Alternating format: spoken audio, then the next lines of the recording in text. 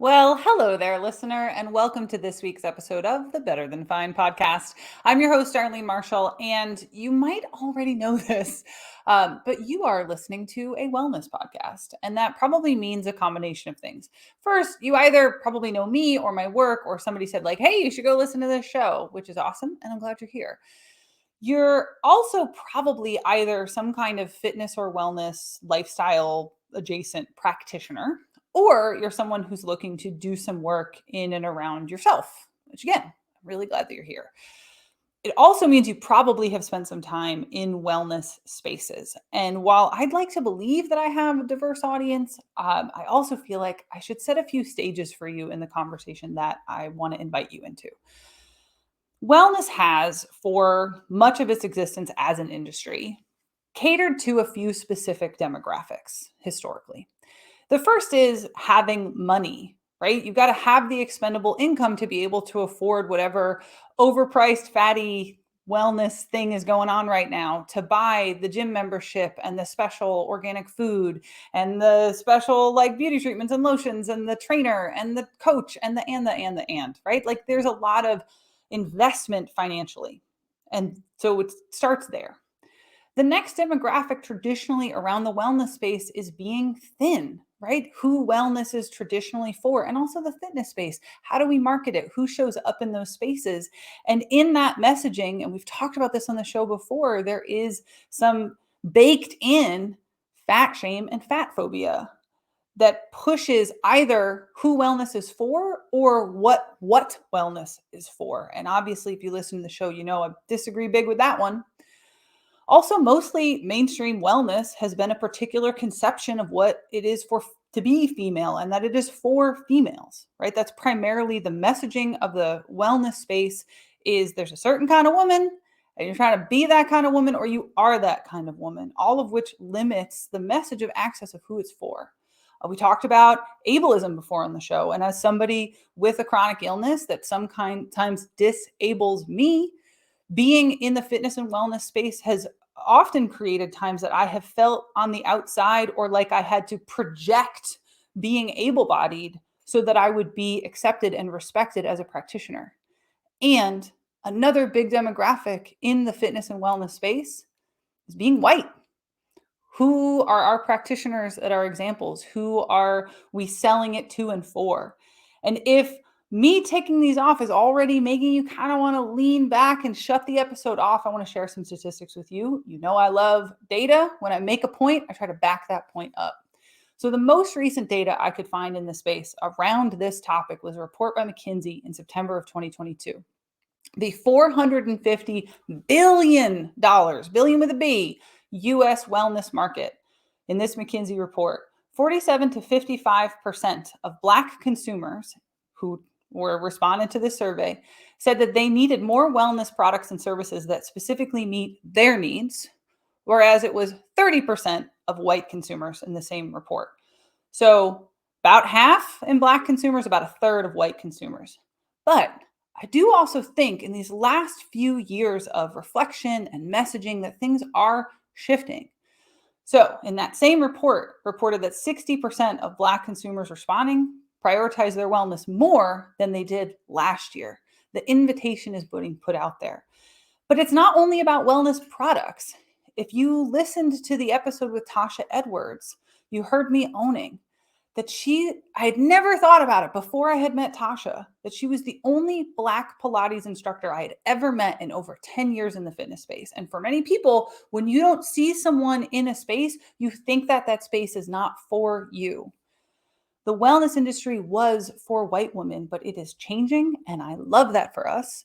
And my guest today is here to share space and brain candy about how we got here, how hopefully it's getting better, and why, and I am deeply of like mind here, it hurts all of us when we present wellness like it's only one thing and only for one kind of person. So this is one of those episodes where I want to invite you.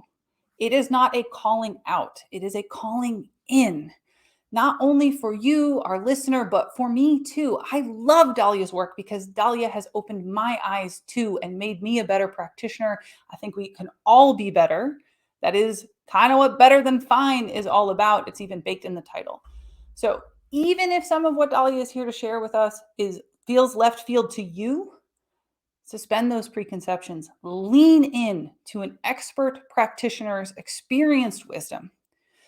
Dalia Kinsey is a queer, Black, registered dietitian, keynote speaker, and the author of Decolonizing Wellness, a QT BIPOC-centered guide to escape the diet trap, heal your self-image, and achieve body liberation. Dalia, welcome to Better Than Fine. Thank you. I'm really excited to be here. I'm so excited to have you. I'm so glad that you said yes. I've wanted you on the show for a long time, and I'm really excited to get to have this conversation with you. And I mean it when I say that I believe very strongly it's going to make me better. So selfishly, I'm so excited to have you.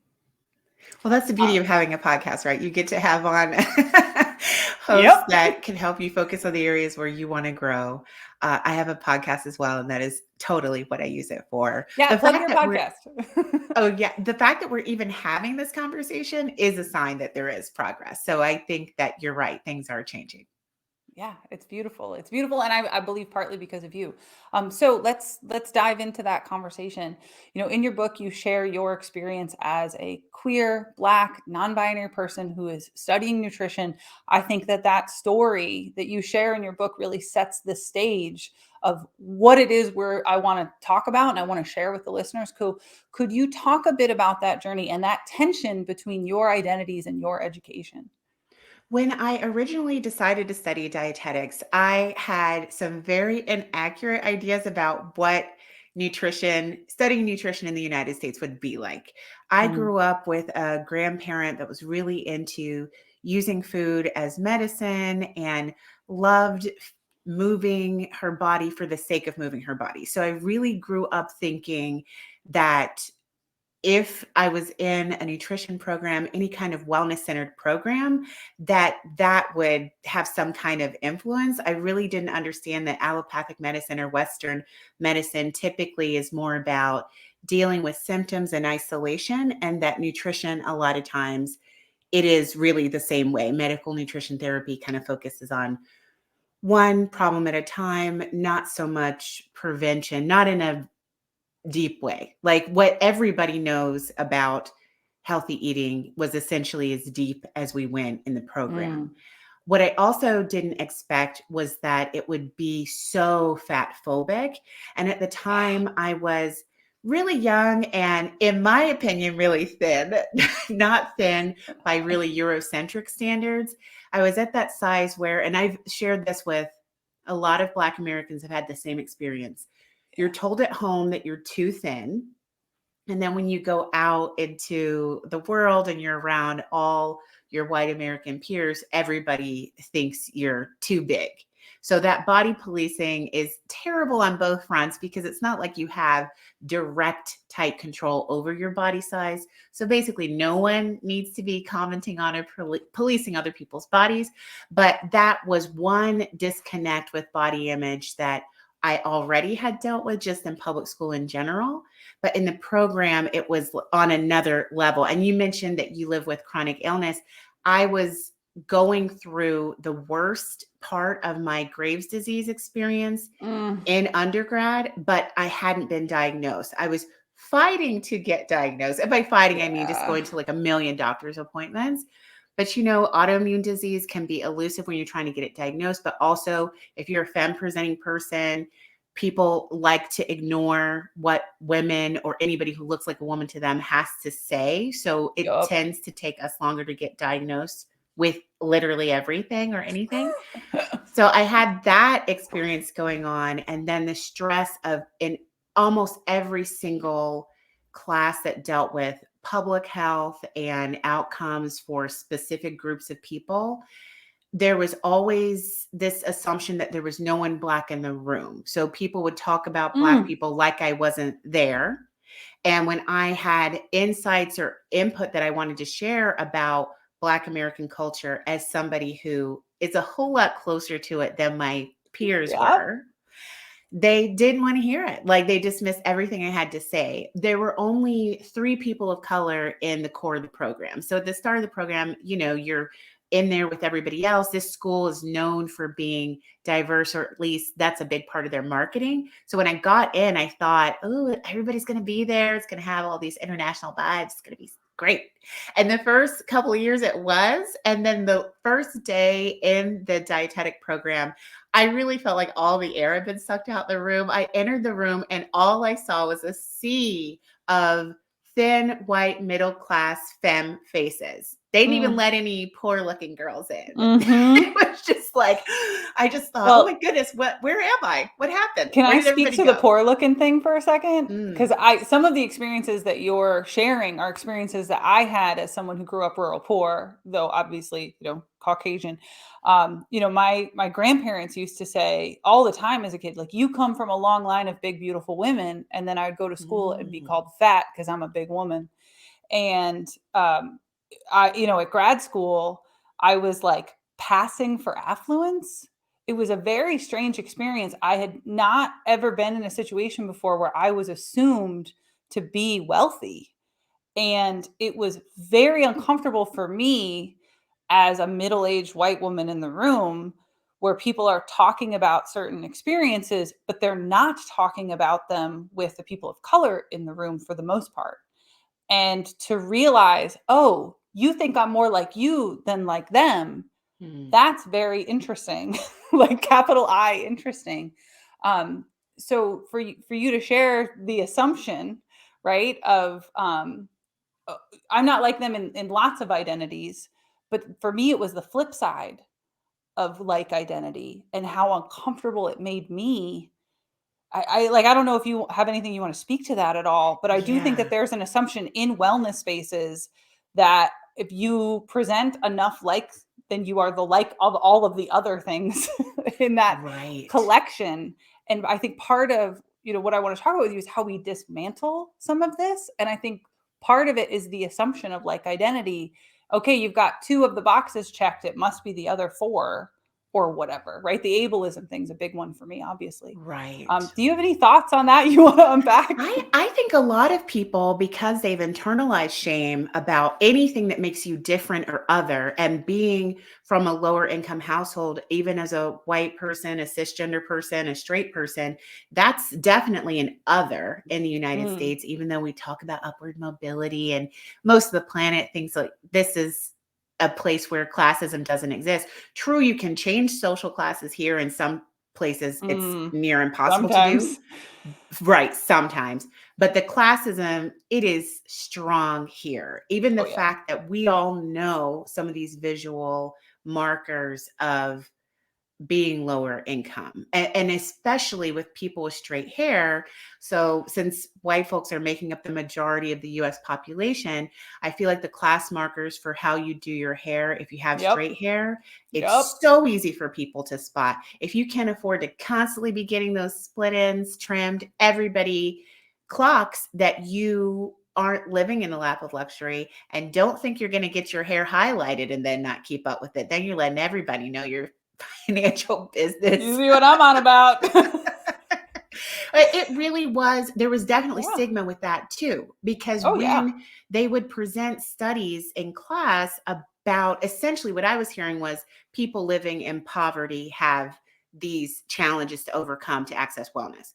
But they were assuming every person of color lives in poverty and ignoring that the majority of people living in poverty in the United States are white, because the majority of people in the United States are white. And people just refuse to understand that you could be alienating someone in this classroom who is passing for affluent, and they don't feel comfortable letting you know, I'm actually not. I wasn't raised with all this access and privilege, and I had food insecurity as a child too.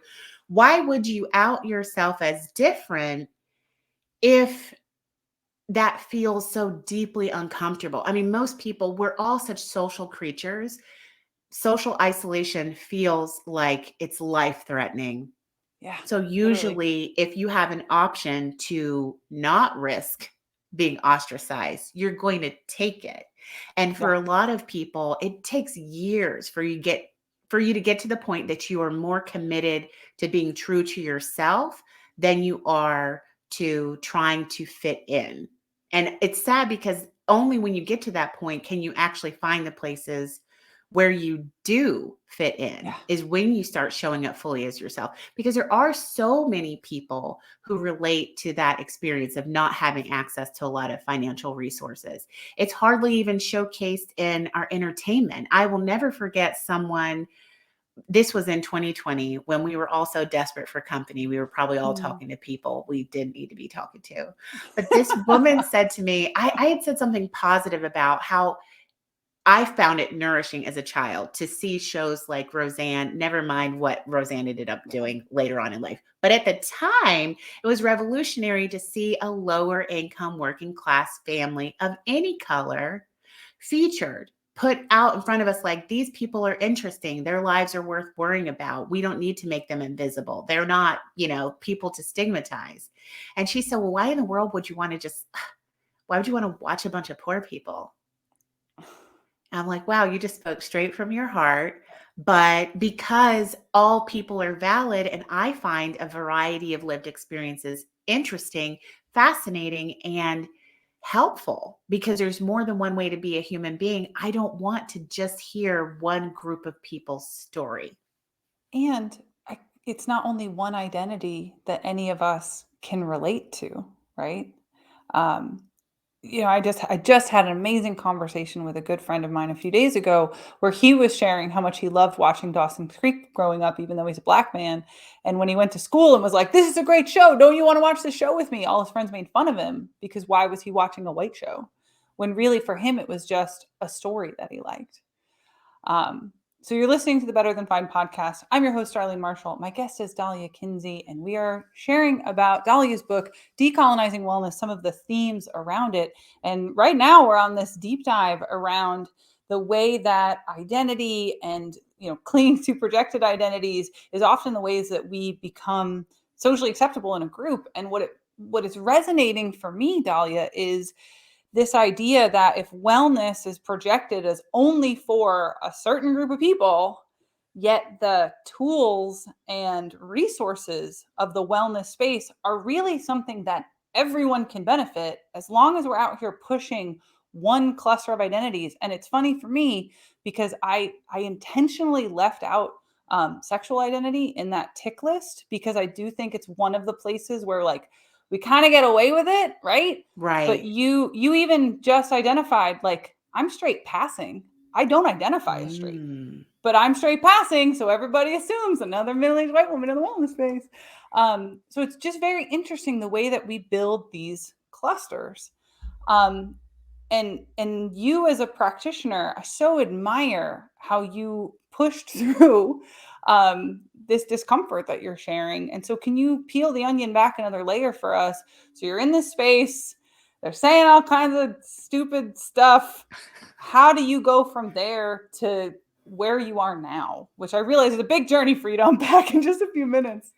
Well, it's funny. By the time I got to graduation, I was so burned out. I didn't want to enter the field. I was really questioning, do I even want to go into this space? And it's interesting because especially after 2020, some people in the field of dietetics kept saying they wanted to see what they could do to get the field to be more diverse. And they kept focusing on income barriers. And basically, they kept leaning into all of their stereotypes about what the barriers are for people of color instead of asking people of color what the barriers were. I had already gone through the program. The barrier was the experience of going to school in such an anti-Black, anti-queer, anti-fat environment was so emotionally difficult. And I don't mean like, oh, I was crying every day. I mean that some days I was in such a rage after class, it gave me heartburn. Who wants to be upset all the time? Why would I go into a field where I'm going to be upset all the time? I wanted to be in this field to help people. And I assumed in a helping field, I would be surrounded by people who, even if they didn't have a lot of exposure to other cultural backgrounds or different people, period, that they would be heart-centered people, loving people, mindful people, and would be capable of not doing constant harm to everyone who's different from them. But I was sadly mistaken. This particular cohort was not heart-centered and hadn't worked through a lot of their own self-hatred. It's really interesting how very loving people, even with no exposure to diversity, have such a greater capacity for compassion, that they're so much farther ahead than people who haven't been raised to really think about other people's perspectives, even other people who you imagine are similar to you. If you haven't been raised to be compassionate or to be mindful or to be thoughtful, everything that's moving and shifting now is very challenging for you because you were never told it was a priority. You were just Yeah, it's taught not to about assume just you. right, Yeah. exactly. You've said a few things I want to circle back to. I mean, first off, I just want to call out, if anybody hearing this open, heart-centered reference that Dalia is making, go back and listen to the toxic positivity episode, and you'll unpack if you need some reference points on that. But for our listener, can you unpack for us? You mentioned like anti-Blackness in your education, and I think for somebody who's not familiar with systemic anti-Blackness and the research specifically in the nutrition space, can you talk about what that even looks like, so that for somebody who this is totally left field for them, they don't get it, but they want to get it? Why would our mainstream education and discourse on nutrition be inherently anti-Black? Because of the history of our country, because of the history of even medical research in this country, so much of what we have now is directly linked to experimentation that was done on enslaved people. Yep. So there is a long history of teaching people in healthcare and in wellness by extension to dehumanize non-European people or non-white people. And even what white is, the definition of whiteness has changed a lot over the years. So there were certainly times when that dehumanization also would have affected people who recently arrived here from Ireland or recently arrived here from Italy. But a direct result of the transatlantic slave trade was that people felt they needed to keep dehumanizing the people they were trafficking and enslaving, because naturally most humans really have trouble with intense amounts of cruelty against other humans. So Yeah. you see it all the time, even during wartime. Typically, there's an effort to dehumanize the enemy to make it easier for people to end the lives of other people who sometimes they're like in your peer group. Imagine going out and being asked to kill someone else who's 19 years old. Most people can't just do that. You have to dehumanize the target first. So similarly, everyone, if you were raised in the United States, you've been raised in an anti-Black soup. You didn't get to opt in. You were born here. You've been in it. No matter how sweet the adults around you were, everybody's been in it. And I was born in the 80s. If you just go back, and a lot of us did this during the pandemic because we ran out of things to watch. If you look at some of the shows, some of the movies we watched in the 80s and the 90s, the jokes about just it's gnarly when you Yeah. go back Yeah. and you watch it. Yeah. Even if you don't remember every little instance of anti-Blackness or ableism that you saw growing up, you know, And when fat you're phobia and yeah, misogyny and you yeah. just absorb it. When you're a child, the way humans work, we don't question everything when we're children. You're trying to learn very quickly how to secure your space and the social environment you were born into. So you just take everything in. If you say something and everyone laughs at you and you feel embarrassed, in your 30s and your 40s, you may still have a hang up about raising your hand in meetings because of that one time people laughed at you in elementary school. You take in everything and you don't question it. So even if the information that you keep having presented to you, like, oh, women aren't that funny. These are some of the popular messages from the Yeah. Yeah. 90s. Women aren't funny. All Black people are poor. Black people steal a lot. Black people aren't clean. Like it's in so many of the things we watched growing up. Even during COVID, there was a public official who asked on camera, not trying to be funny, not trying to be mean, not trying to be racist. He asked on camera, why are the health outcomes so much worse for our Black citizens? are they not washing their hands? Did you see that? Oh, no. I thought you were going to make I'll you have made to a send you the reference. link so you can put it You in the show notes. you make a reference. I can't remember if I saw it on your socials or if it's in the book where you talk about like racism is the most prevalent like lifestyle disease or something now I can't pull up your quote. I thought that's where you were going, but yeah, like I'm totally caught off guard. Because What did when you I saw it, I just shook say? my head. And it's funny because I'm partnered with a cis white het dude. People also read me as straight a Yeah, lot, even though straight I keep trying to passing. What's clarify. up? Also cis white het. But even when he saw it, he was like, do what now? He was really taken aback. But I'm like, Yeah. this is what people believe. And I'm like, they may not be saying it anymore, but this is a message that I saw in media. And I've seen people respond to me in a way that indicated that that's how they felt growing up. So there's just so many instances of me going into a sauna or into a spa area and everybody leaving, getting into a pool with my family and Oh, everybody getting out. Like that, people my palms are probably sweating. don't I'm getting so even. mad. The funny thing is, I would love to know how many people even registered. Why do I suddenly want to get out? I wasn't planning on getting out. Like, what is, I'm Yeah. not even sure everyone is putting it together. But if you suddenly feel like, oh, I don't really know, not that you don't like any Black people, but maybe you find yourself reluctant to stand near a Black person you do not know. If you've been told all your life they're not clean, they're always stealing stuff, they're violent, they're dangerous, then it makes sense that if you've heard this since childhood, even if you've been trying to push against that, back in your subconscious, your default may still be to double check the Black person's application for a loan or for a grant. You know, you may feel compelled to ask for more references from your Black applicant than another applicant. You don't even know where this stuff comes from. You have to become aware of how pervasive this programming is for you to even start catching it in yourself. And only after you've done that work can you start seeing, how is this coming up in my practice? How is this affecting people who come into my gym or who come to get any kind of counseling from me? And how am I speaking? Am I speaking in such a way that assumes that everybody's perception of what is valuable as far as food goes, as far as family priorities goes, is everything through one cultural lens?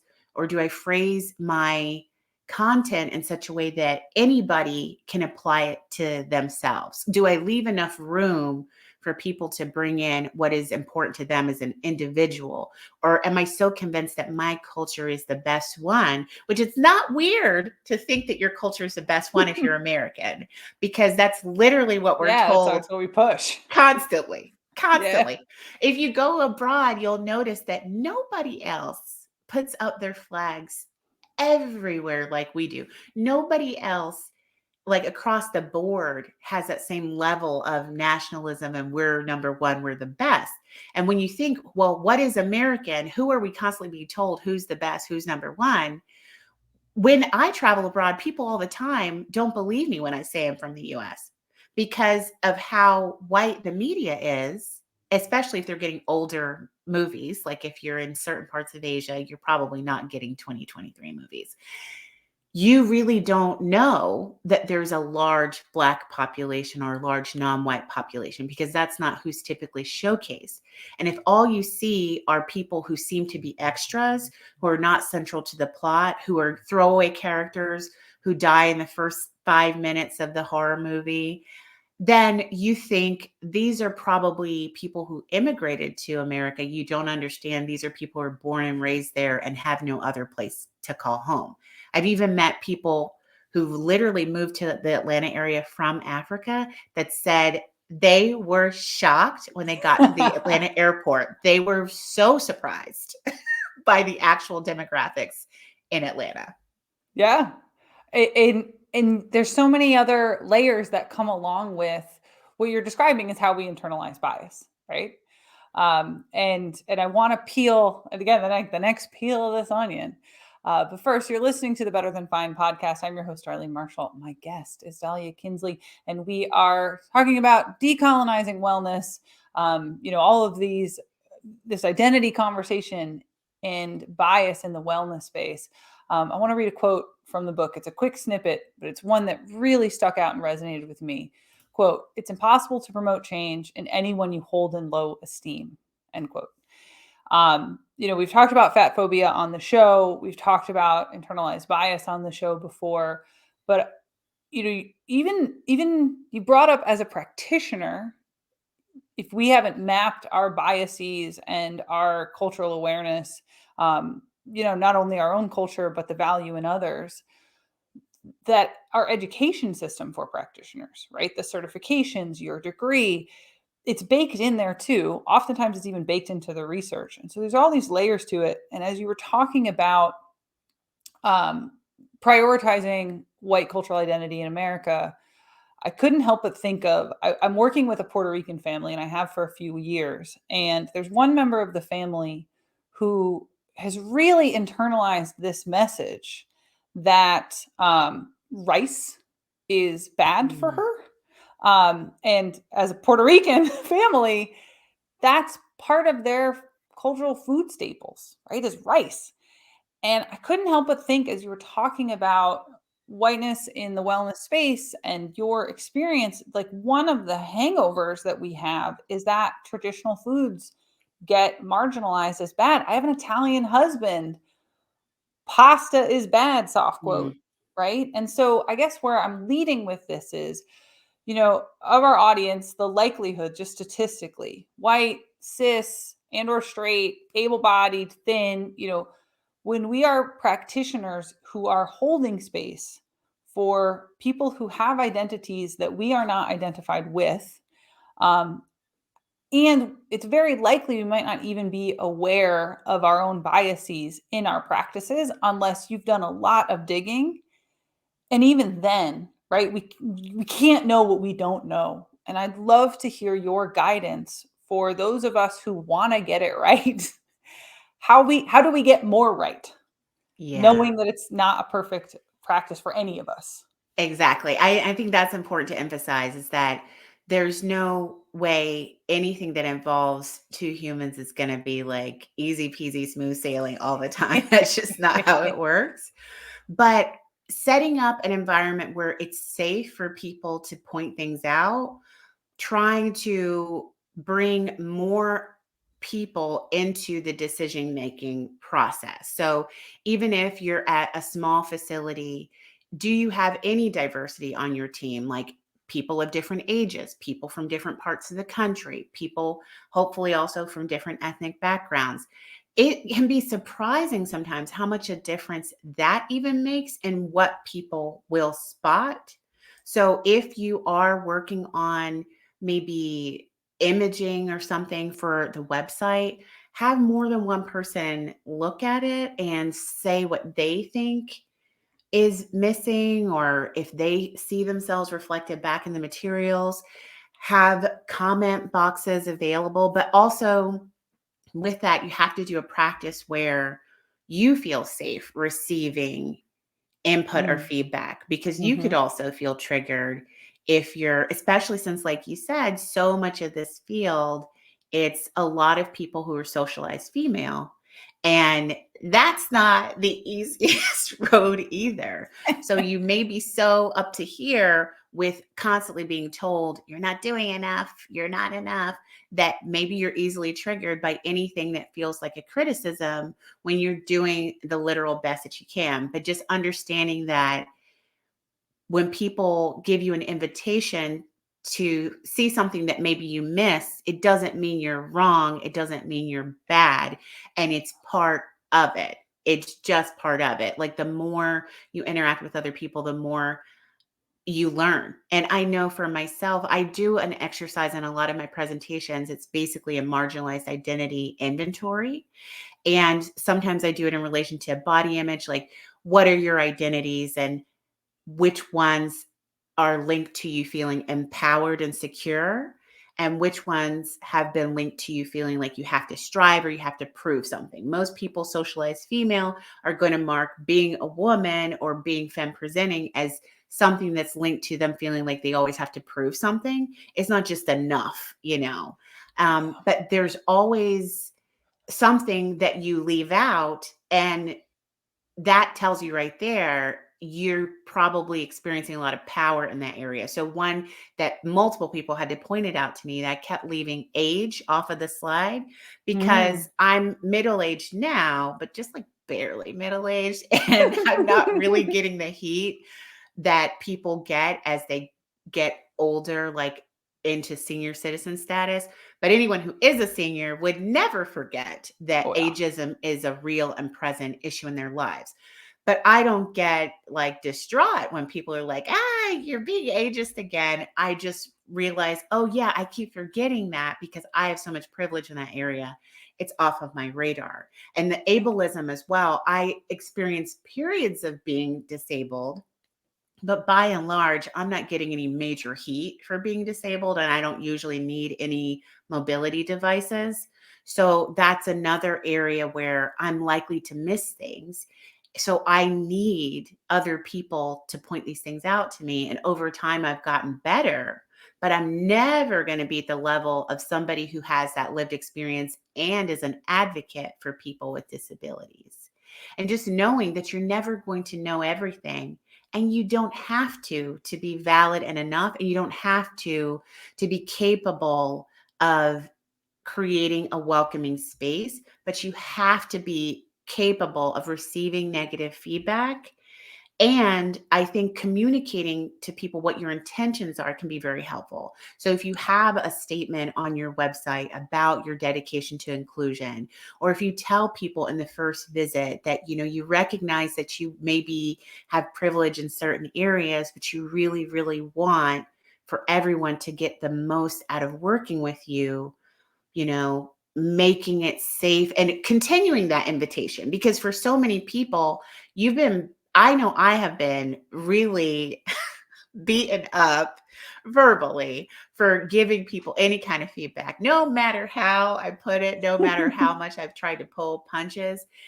People who just haven't done any work around that, they can be so sensitive and get really hostile if you point out anything to them. So most people are not going to feel safe if you just say it once, or if you just put up one sign or one comment on your site. It really has to be an ongoing conversation that there are things you're likely to miss, but you want to create a space where their wellness can actually be prioritized and centered. And it's really helpful to start exposing yourself to other voices, even if you can't get access to certain people like in your real life and your day-to-day. Because I know sometimes in the Midwest and other places, it can be hard to really embed yourself in diverse communities. You may not live near people with lots of different cultural backgrounds, but anybody can go to the library. Anybody can, pick up a book, watch more movies that don't center people who look just like you, and experiment with getting comfortable with not being centered at all. Like, I've gotten a ton of benefit from books that didn't center me. It gets excessive when you're never centered. Yeah, a little bit. But it's good. Like you said earlier, we can relate to so many different human experiences. And we need to expose ourselves to other perspectives, or else there will really be no hope of us starting to notice our own culture, because it's like a fish in water. How do you describe what water is to them? I know even for myself, even though I'm only half American, I really had to leave the US to realize what would give me homesickness and what parts of America I love and I can't get over my attachment to. Hot water is one of them. Ice water too, honestly. Little bit. I know we're Indoor sucking up plumbing. all the energy with our hot water and our ice water, but I'm just so accustomed to it. And there's so many things like customer service things, being able to advocate for yourself. That's not a thing everywhere, but I wouldn't have even known why did some of my clients at the health department who came from other countries have so much trouble reporting when they've been verbally abused by someone in a position Mm-hmm. of authority. Well, where they're from, that is not a thing. Not a There is thing. no suggestion box. No, and some Yeah, places you can be in danger for doing it. right. Um, so I want to highlight a few things from what you just said. Like the first is just to appreciate that even as someone that I admire when talking about inclusivity, owning your own blind spot, right? Like your comment on ageism, and the occasional ableism. Um, but you also said something that I want to highlight from a practitioner perspective, not only for practitioners who are listening, but for people who are looking for practitioners to work with. I know that it's something that I do myself, and I also just want to like thumbs up it and plus it and amplify the mic is owning privilege when you are working with someone who you know their lived identities are just different than your lived experience. And so, for example, when working with a Black client or my Puerto Rican family, I'd be like, okay, as a rural white woman, I don't know these things about your experience, but I will hold space if you will share them with me, and letting them feel safe and seen.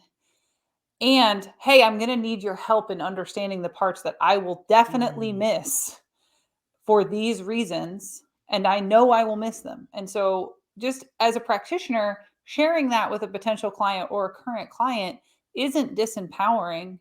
It's how we let them know that we are a safe space to open that box with so that we can actually be effective at the thing we're trying to do, whatever our helping profession is. And I think it And takes a lot of pressure off, yeah, yeah. defining what the relationship is going to be between you two. That you're not this totalitarian figure who has all Yeah. the answers, that you actually co create solutions together because no one knows more about their life and their body than they do. You're a Yes. guide, not like the teacher.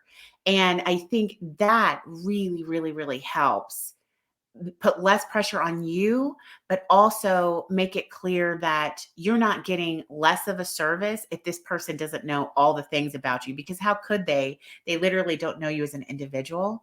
But I really appreciate that you phrase it, it's an invitation, because not all Black people, not all Puerto Rican people, not all anybody are even going to feel that they have a lot of distinct cultural things going on that need to be addressed or acknowledged. That's not a universal experience either. So just putting it out there and then seeing what Yeah, what comes happens. up? What comes up, right? And like you just said, letting the client know, whoever they are, you are the expert on you. I'm going to share information about people, and then we're Mhm. going to work together.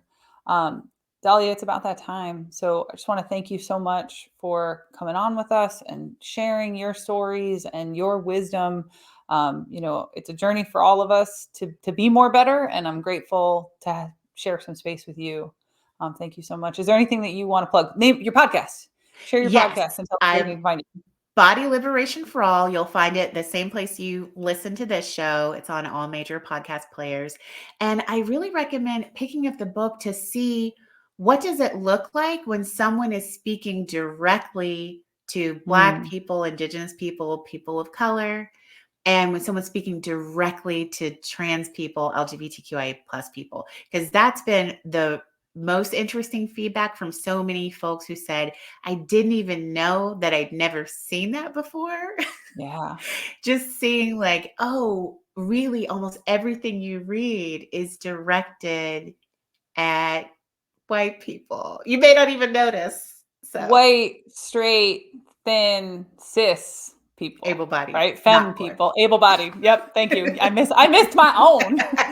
Um, so Dahlia, thank you so much. Again, I'm just gonna echo it. Her book is Dahlia's book is Decolonizing Wellness, a QT BIPOC centered guide to escape the diet trap, heal your self image, and achieve body liberation. I also just want to say one more time, it hurts us all when wellness is only one thing.